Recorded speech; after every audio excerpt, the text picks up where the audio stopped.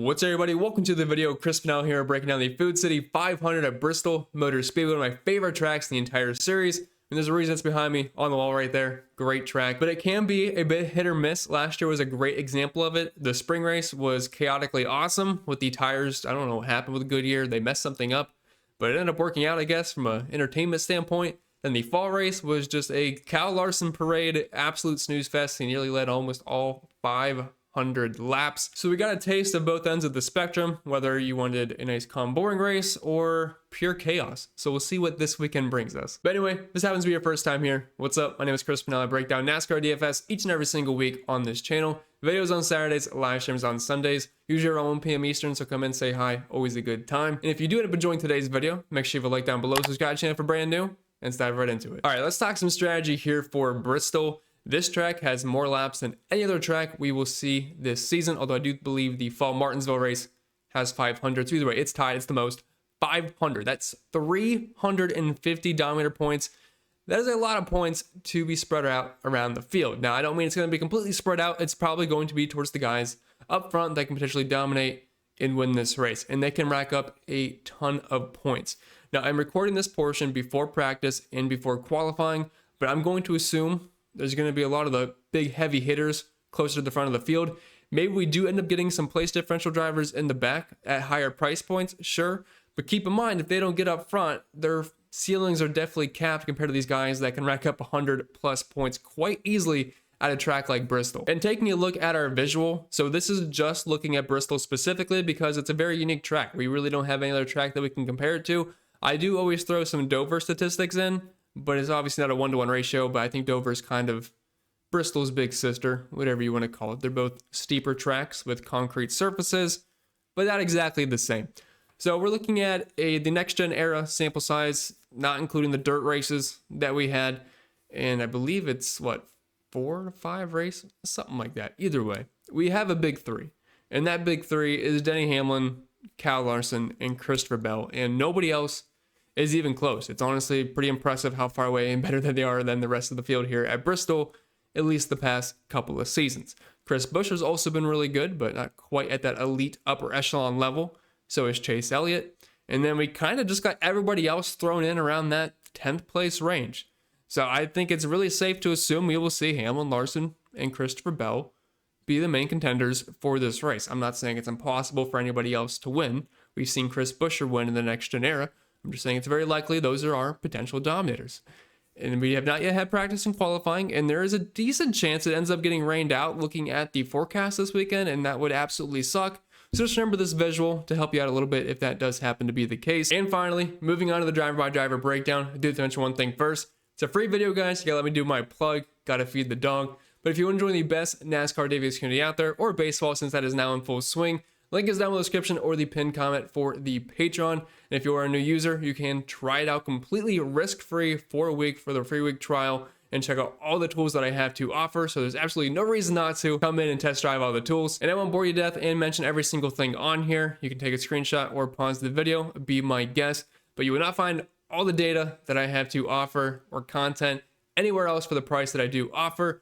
I have the optimizer for both MLB and NASCAR for DraftKings and FanDuel, and then the contest simulator, which is only available for NASCAR currently, where you can simulate up to 5,000 lineups at once and see which drivers or lineups stack up the best in tournaments, cash games, whatever kind of contest you are in before the race starts. Most places are going to charge you an arm and a leg for this, but it's all included in the same price here. So if you're going to come in, check it out, you know where to find it. Link can be found down below. All right, it's the next day. Practice and qualifying just concluded, and I think we learned a lot. I think we learned a lot of what to expect this weekend, if it's going to be more like the fall race or if it'll be more like the spring race. They are using the same tire. And the spring race, like we talked about, was extreme tire fall off, and tire management was at an absolute premium. Fall race, we didn't really see that happening. Well, based off of what we saw in practice, it looked like it could potentially be worse than last year's spring race as far as tire fall off. And as you can see here, NASCAR posted this on Twitter. I mean, drivers pretty much ran like 30, 40 laps in practice, and they were absolutely falling apart. And the weather tomorrow is going to be pretty much the exact same as last year's spring race, so we might be in for a treat as far as just watching an entertaining race. But that does kind of make things a little bit scarier from a betting and DFS standpoint. So I'm assuming our approach should probably end up being a little bit more conservative on being really aggressive on certain drivers, because while they might look great on paper, who's to say what these tires might end up doing tomorrow? Let's take a look here at the practice results. Obviously, you got a good amount of data in here. We do have the consecutive lap averages, but I want to look first at our lap by lap data. Now, I do have this sorted by group and the best average time. And as you can see, Kyle Larson at the top, that should be no surprise of anybody. He killed the fall race last year, just naturally good here at Bristol. I'm assuming he's going to have a great day in the Xfinity Series. So yeah, he's at the top of the board. Not real surprising. But then Ricky Stenhouse Jr., he put down some really good times as well. I was really impressed with that. And then he backed it up in qualifying with a good lap. So it looks like he's got a strong card this weekend. John Nemechek, another surprise that we probably didn't expect. Briscoe, I mean, I could see him doing well. He's just kind of a guy where Group A was not that good anyway. I mean, it was basically Kyle Larson and then Bowman and then I guess Briscoe, and everybody else is just not that good. I mean, let's look at these drivers. I mean, Keselowski, sure, but he's definitely taken a big step back this year. Josh Berry, we think he's good, but obviously we still need the whole season to play out. Ryan Preece was super slow in this group, so that was a little concerning. If we look at Group B, William Byron, Denny Hamlin, we had some real good drivers in this one. So this group definitely some more heavy hitters, but Byron, Hamlin, Joey Logano, who's going to be in the very back, which is going to make lineups very interesting this weekend. Ty Gibbs, Reddick, Chase Elliott, the big dogs. Really deep group though overall. I mean, this first group was just absolutely horrendous. But let's sort this just by everybody. And as you can see, not too much. Looks like Group A was faster overall in the lap time, so maybe they have slightly inflated numbers. William Byron's pretty high up there. He'll be starting pretty deep in the pack as well. Hamlin, arguably the best of Group B, qualified very well. So looking at their 10-lap data, again, Group A is just really inflated. I mean, they put all the rubber down early on, so it would make sense that Group B overall might have some slower time. So I do think looking at this by groups will help you try to make a better decision. Like, sure, Denny Hill might be lower in the list, but he's also pretty much at the top of Group B. Same with William Byron. So those are just things you have to take in context. And if you're looking at the consecutive lap averages, a couple of these Group A guys definitely dominating at the very top of the board. But Denny Hamlin being so high up for being in Group B, I definitely think that kind of goes to show that Denny Hamlin probably has a very good card this weekend. He's great at managing his tires, which is certainly something that looks like you're going to have to be able to do. And he won this spring race last year doing just that. So I think that definitely kind of bodes well in his favor. But let's go driver by driver, breaking it all down. Obviously, I have not yet run projections. That'll be in the Patreon later this evening, and we'll go over on the live stream tomorrow afternoon. But just my first rundown through the entire slate with you all. So we kind of have a concept of how practice went. So this qualifying order definitely looks pretty interesting. I'm seeing some real dark shades of red on the top half of the board here, which means we're probably going to have some decent chalk tomorrow. But we'll start with the 5-figure range first. And these all 5 of these guys, or 4 of these guys, ended up qualifying up front. So they are going to be our potential early dominators. There's a couple of cheaper drivers that were up front, but we'll see how long they can actually hold off these stronger drivers. But Denny Hamlin and Kyle Larson, this is the starting point this week. And I guess Christopher Bell, these have been the 3 best drivers here at Bristol in the next-gen era. If we pull up their numbers, I mean, they're just far and away the best in the entire field. Average finish of 3.8, 3.3, 5.5. The running positions are not that far behind. They're always in the top 5. They're always dominating. They're always contending for wins. If you are looking for main dominators on Sunday, which you absolutely should be, I know there's a ton of place differential, but you cannot just purely chase place differential. You'll not get even close to taking down tournaments, because I'm going to assume one of these 4 drivers in the 10K range probably scores over 100 points. Do we know exactly which one it will be? No, but just getting shares of them, that'll cover your bases. So I probably want at least 2 of these drivers. We'll have to see what roster construction looks like, but at the very least 1. I mean, you need at least 1 of these guys.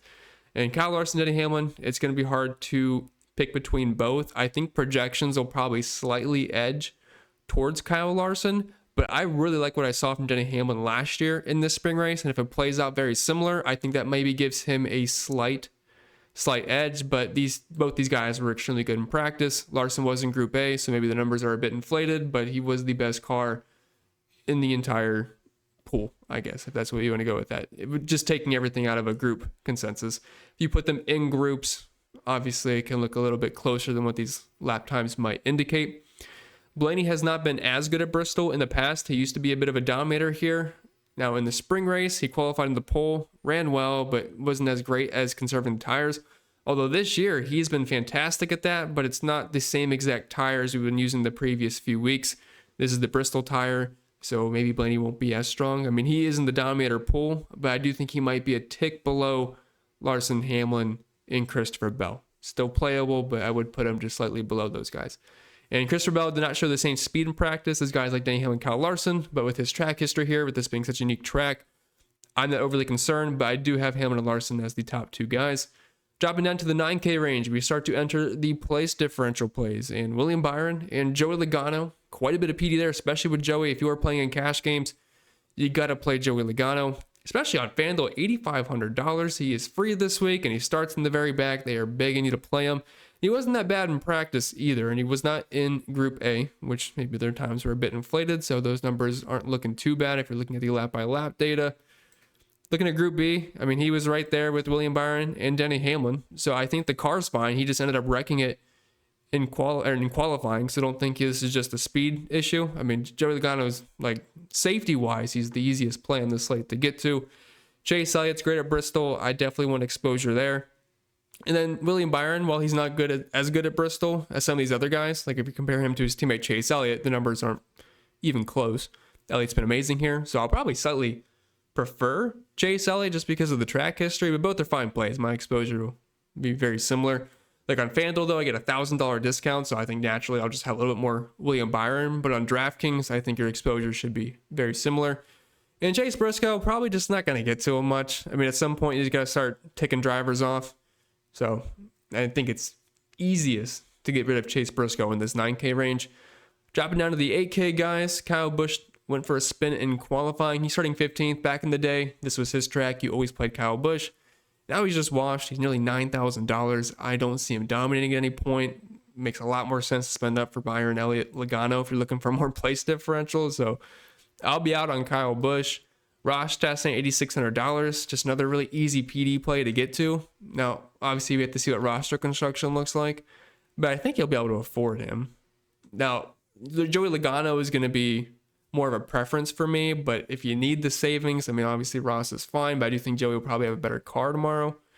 But Wallace starting in 22nd, another nice PD play. Although his practice times weren't overly impressive, he was in Group B.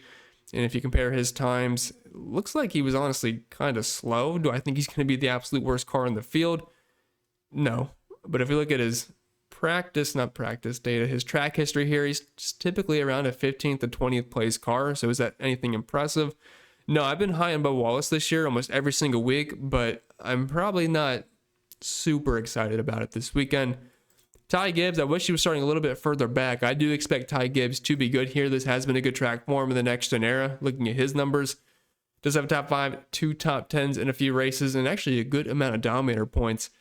But man, starting in 6th, there's just so much downside. He was one of the guys in the spring race last year that kind of pushed it early on, was able to get up front and lead a good chunk of laps. I think he'll run top 10, but starting in 6th, there's just a lot of downside there, pretty low floor, and I'm not really sure exactly how high the ceiling is anyway. Chris Buescher's a lot easier to get to. He's been great here at Bristol. I'm a little bit concerned about the RFK speed overall, but in a 4-race sample size, average finish is 6.5, does have a win, 2 top 5s in the top 15 every single time. Just a nice safe PD play. I think he'll definitely be a top 20 contender, and he should have the potential for a top 10 as good as he has been this year. And I do prefer him over Tyler Reddick. Now, on FanDuel, there's about a $3,000 price difference, so that's definitely a big thing. But on DraftKings, when it's a $100 difference, just give me Buescher over Tyler Reddick. I trust the track history a little bit more. If you're looking at the practice speeds, Buescher, like I said, RFK just wasn't that impressive. Tyler Reddick wasn't horrible, but I do think Buescher will definitely be better during the race. Now, Alex Bowman makes for a very interesting decision here because he was on the pole in the fall race, and while Kyle Larson did get the lead, it's not like Bowman just completely trailed off. And his car did not look bad, but he was in Group A, and Group A was horrible outside of a couple drivers, meaning him and Kyle Larson. After that, I mean, it was just kind of a bunch of guys that you expect to run 20th and back mainly. He's not been bad here. He's very good at Dover, which I think is a somewhat similar track. If he can lead early on, he can pay off if he stays up. The issue is, though, if we have some massive tire fall off, I mean, who knows what will happen to Alex Bowman once he loses the lead? Because I don't think he's going to hold off Kyle Larson or Denny Hamlin the entire race. I don't think he's as good at managing his tires as those two. So once he loses the lead, I mean, who knows? What if he falls back to 15th? What if he has an issue with the tires and he just completely falls off? He's going to have to lead a good chunk of stage 1 for that to work out. So I don't think he's safe. by any means, but he certainly has a high ceiling. Let's just say he has the perfect race and needs 150 laps. You're going to need Alex Bowman at $8,000 to take down tournaments. So do not take him out of your pool, put him in the Dom group, but I don't think he is safe just because there's a lot of unknowns tomorrow. Now we have the 7K range. Brad Keselowski starting in 16th. Feels a little risky there. Really a lot more expensive on Fan. If you're going to play Brad Keselowski, do it on DraftKings because that FanDuel price tag is just insane to me. And he's just typically like a 10th to 15th place guy here in the next era. I really don't see a reason to love Brad Keselowski.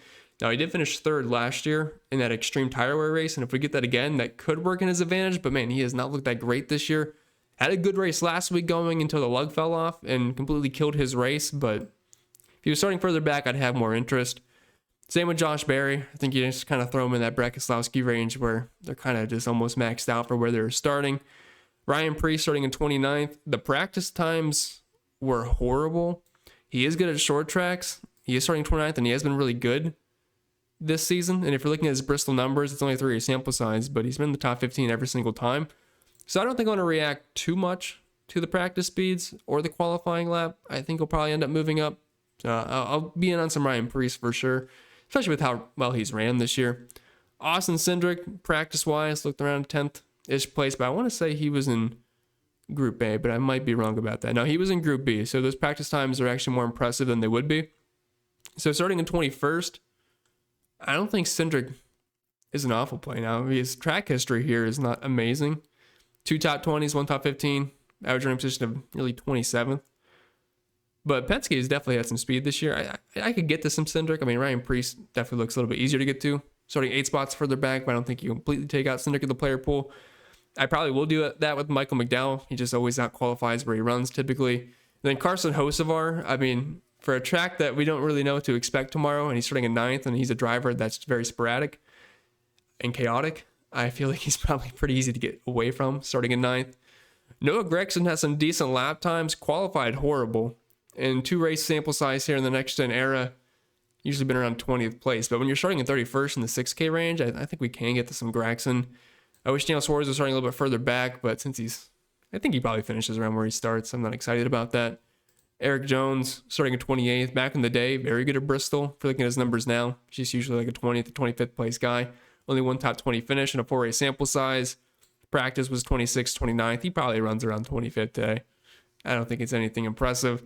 AJ Allmendinger starting so far up in 8th. He has been so good this year. Very underrated, but just most likely ends up moving back. Ricky Stenhouse Jr., love the practice speeds, and if there's any chance he gets up front and gets some fast laps and some lap lead points and stays within the top 10, this can work out at that price point, but he is probably the number 1 contender to lose spots at some point in this race, so very tough to get to Ricky. Zane Smith, he has been a model of consistency this year, same with Todd Gilliland. And they always seem to qualify right around here, which makes them very tough DFS plays. But if this race goes green, being this far up front can help them stay in the lead lap. But that's about all I can really say for them. And they're just so tough because projection-wise, they don't usually project that well just because of where they're starting. Austin Dillon starting in 17th. He's pretty much in that same exact range where, hey, it can help them stay in the lead lap for a little bit, but they usually run around the 20s. Todd Gilliland has PD, though, so he'll probably be the easiest to get to since we talked about, I'd say, Eric Jones, and he's much cheaper. Justin Haley in 10th is nearly impossible. I mean, he's really cheap, and he did show some decent practice speed at the very beginning. I think he was in Group A, he was in Group A, and if you're looking at the overall lap averages, wasn't that strong. Now, in the best 10 laps, best 15, best 5 lap, was a little bit faster, but I don't think Justin Haley has a top 10 car for the majority of this race. I mean, sure, maybe he just ends up landing in 13th, and it's not the worst thing in the world, but there's a lot of risk there. John Nemechek actually had some decent speed in Group A. He's starting in the 30s. In 2 races here at Bristol, he's had an average running position of 22nd, average finish just inside the top 20. I mean, he's definitely got a safer floor than Justin Haley. 5K range, it's not going to be pretty. And while this 5K range obviously doesn't look great most weeks, if you're trying to fit in multiple dominators up top, you're probably just going to have to land on a few of these guys. My assumption is Cole Custer probably ends up projecting the best. If you're looking at the practice results, they obviously weren't too bad early on. Did they trail off? Sure, but it's Cole Custer. He's in the 5K range. He starts 33rd. He's only ran 1 race here, so I mean, it's like, at least in the next gen era. But he ran well in that one. Finished 8th, running position of 12.2. I think a lot of people probably flocked to him just because of that. And everybody else, sure, if there's some corners that can move up. Ty Dillon, if he started 20th, I think that would be perfect. Starting in 12th, that makes it very difficult. I know he's ran really well this year. Just colleague has in general, they have had speed. I mean, 12th is really, really tough. I could see maybe people going to LaJoy just because he's 37th. Bilicki will be very slow. Cody Ware will be slow. But I think everybody else is just playable if you're trying to mix in your top dogs. Because, I mean, your roster construction just has to dip down here if you're trying to fit in Hamlin, Larson, then I guess Logano if you happen to go a route like that. With that being said, that's all I got for you guys this week. So I hope you enjoyed. If you did, make sure you leave a like down below. Subscribe to the channel if you're brand new. If you want to check out all the extra content over on the Patreon, you know where to find it. Link can be found down below. If you have any questions, comments, concerns, I'll be more than happy to answer them. But I wish you all the best. Hopefully I'll see you on the live stream tomorrow. See y'all next time.